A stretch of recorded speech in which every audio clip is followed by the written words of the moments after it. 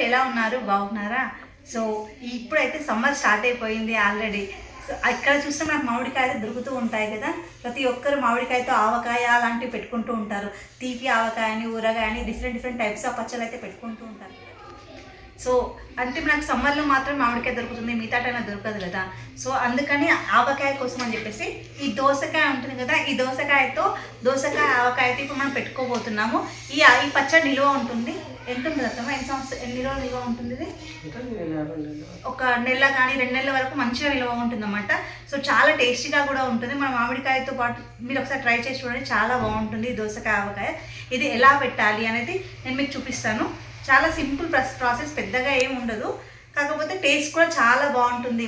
ఎప్పుడు మామిడికాయ దొరకదు కాబట్టి, మామిడికాయ అందుబాటులో లేనప్పుడు ఇలాంటి పచ్చడి, నిలువ పచ్చడి పెట్టుకుంటే మనకు బాగుంటుంది అన్నమాట. పప్పులోకి కానీ, సైడ్ డిష్గా కానీ, లేకపోతే డైరెక్ట్గా ఆవకాయతో తినడం కానీ చాలా బాగా అనిపిస్తుంది. ఎలా చేయాలో ఇప్పుడు చూసేద్దాం.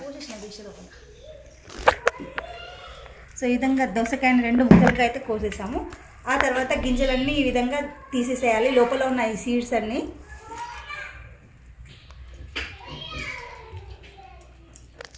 ఈ విధంగా ఇట్లా గింజలన్నీ తీసేసుకోవాలి. నెక్స్ట్ చిన్నవి ఉంటాయి, పెద్దవి అంటే ఇంత చిన్నగా ఉండేవి, పెద్దవి ఏం చేదు ఉండవా? ఈ దోసకాయలో కొన్ని చేదుగా కూడా ఉంటాయి, మనం చూసుకోవాలన్నమాట. బాగా చిన్నగా ఉండేవి చేదుగా ఉంటాయంట. ఈ విధంగా కొంచెం పెద్దగా ఉన్న దోసకాయలు చేదైతే ఉండవు. సో వీటిని మనం చిన్న చిన్న ముక్కలుగా కట్ చేసుకోవాలి.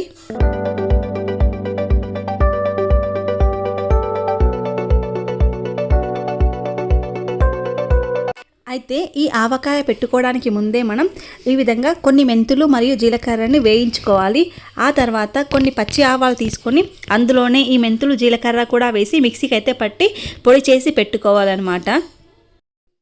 ఈ విధంగా దోసకాయని చిన్న చిన్న ముక్కలుగా కట్ చేసుకోవాలి. ఎంత వీలైతే అంత చిన్న ముక్కలుగా కట్ చేసుకోవాలి. ఆ తర్వాత మనం పచ్చడి ఎలా కలుపుకోవాలో చూసేద్దాం రండి. ముందుగా మనం ఈ దోసకాయ ఆవకాయ కలుపుకోవడానికి ఒక చిన్న బేసన్ తట్టను తీసుకొని అందులో కొద్దిగా పసుపు మరియు 100 గ్రాముల కారం పొడి, మనం ఇందాక చూసాం కదా దోసకాయ, దానికి తగ్గట్టుగా 100 గ్రాముల కారం పొడి అంటే మిర్చి పౌడర్ అనమాట. సో ఆ తర్వాత 50 గ్రాముల ఉప్పు, కొన్ని వెల్లుల్లి రెబ్బలు, ఇవన్నీ వేసుకోవాలి. ఆ తర్వాత ఇందులోనే మనం ముందుగా మిక్సీకి పట్టుకున్న ఆవాలు, మెంతులు, జీలకర్ర పొడిని కొద్దిగా వేసి కలుపుకోవాలి. మెంతాలు, ఆవాలు, జీలకర్ర అన్ని వేయించాలా? జీలకర్ర మెంతాలు వేయించాలి. ఆవాలు పచ్చివి వేసి ఇట్లా మిక్సీ పట్టాలా? జీలకర్ర, మెంతాలు, ఆవాల పొడి, కొద్దిగా ఒక 10-12 ఉల్లిపాయలు. ఓకే, వెల్లుల్లి అన్నమాట. 10-15 వెల్లుల్లి వేయాలి. వెల్లుల్లి ఇంతే. ఇప్పుడు దీంట్లో ఇవి దోసకాయలు వేసేసేయాలా? దోసకాయలు అంతే. చూడండి ఈ విధంగా చిన్న చిన్న క్యూబ్స్ లాగా కట్ చేసుకోవాలి. ఇవి ఎంత చిన్నగా ఉంటే అవి ఆ కారంలో అంత బాగా ఊరిపోయి టేస్ట్ అనేది బాగా వస్తుంది అన్నమాట.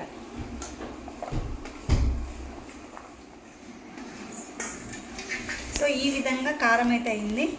మొత్తం ఇంతగానో కారం అయితే కారం కదా, బాగా ఎక్కువగా సరిపోతుందా? మొత్తం స్పూన్ తీసుకోవాలి. స్పూన్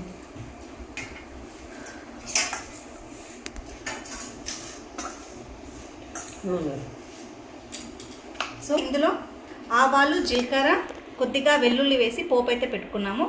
కొంచెం చల్లార్చిన తర్వాత ఈ ఆయిల్ ఇందులో వేసుకోవాలి. నేను కలుపుతాను పోయి.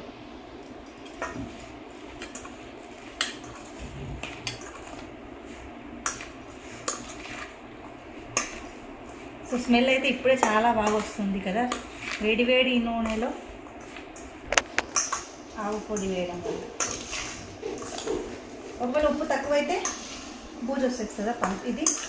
ఉప్పు సరిపడా ఉప్పు వేస్తే మంచిగా ఉంటుంది, లేకపోతే కొద్దిగా బూజు ఎక్కుతుంది.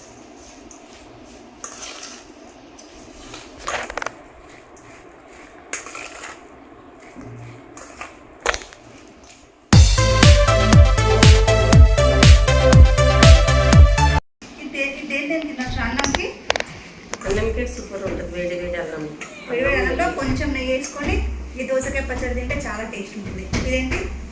దోసకాయ ఆవకాయ, దోసకాయ పచ్చడి. సో మనకి ఎప్పుడు మామిడికాయలు దొరకవు కాబట్టి ఆ టైంలో మనం టమాటా అలాంటి పచ్చళ్ళు వేసుకుంటాం కదా. సో ఎప్పుడైనా సరే ఈ విధంగా దోసకాయతో పచ్చడి చేసుకొని చాలా టేస్టీగా ఉంటుంది. ఇది దోసకాయ ఆవకాయ పచ్చడి. వేడి వేడి అన్నంలో కొద్దిగా నెయ్యి వేసుకొని ఈ దోసకాయ పచ్చడితో తింటే చాలా టేస్టీగా ఉంటుంది. అసలు ఈ పచ్చడి చూస్తుంటేనే నోరు ఊరిపోతుంది. చూడ్డానికి ఎర్రగా ఎంత బాగా కలర్ఫుల్గా ఉందో కదా. ఎన్ని కూరగాయలు ఉన్నా సరే, ఎంత పప్పు ఉన్నా సరే, మనం ఒక్క ముద్దైనా సరే పచ్చడితో తింటే ఆ టేస్ట్ వేరే ఉంటుంది. ఆ భోజనం కూడా చాలా సంతృప్తికరంగా ఉంటుంది. పచ్చడి అయితే ఉంది కదా, దీన్ని ఎన్ని గంటలు ఊరబెట్టాలి? ఇది 2 రోజులు. 2 రోజులు మనం కనుక అలాగే వదిలేస్తే మంచిగా ఊరుతాయి అనమాట. ఈ కాయలకంతా, ఈ చిన్న చిన్న దోసకాయ ముక్కలకు ఆ కారం అంతా బాగా పడుతుంది. సో ఆ తర్వాత టేస్ట్ అయితే ఈ విధంగా ఉంది. చాలా బాగుంది, ఘాటుగా ఉంది. ఆవకాయ ఘాట్ అనేది తెలుస్తుంది అనమాట. సో చాలా టేస్టీగా ఉంది. మనకు అన్నంలోకి అయితే టేస్ట్ అయితే అదిరిపోతుంది. మనం పచ్చడి చేసిన తర్వాత 1 డే అలాగే వదిలేస్తే ఈ విధంగా ఆయిల్ అంతా పైకి తేలుతుందన్నమాట.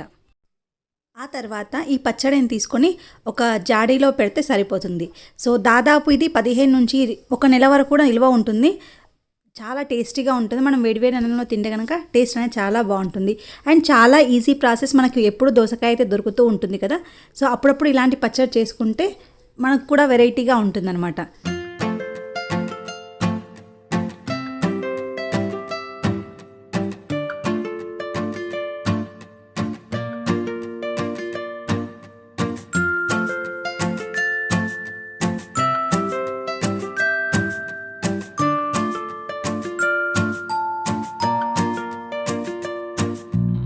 సో ఇదండి ఈరోజు మన వీడియో. ఐ హోప్ ఈ వీడియో మీకు నచ్చుతుందని అనుకుంటున్నాను. ఈ వీడియో కనుక మీకు నచ్చినట్లయితే లైక్ చేయండి, షేర్ చేయండి. ఎవరైనా మన ఛానల్ని కొత్తగా చూస్తూ ఉంటే మన ఛానల్ని తప్పకుండా సబ్స్క్రైబ్ చేసుకోండి. Thank you.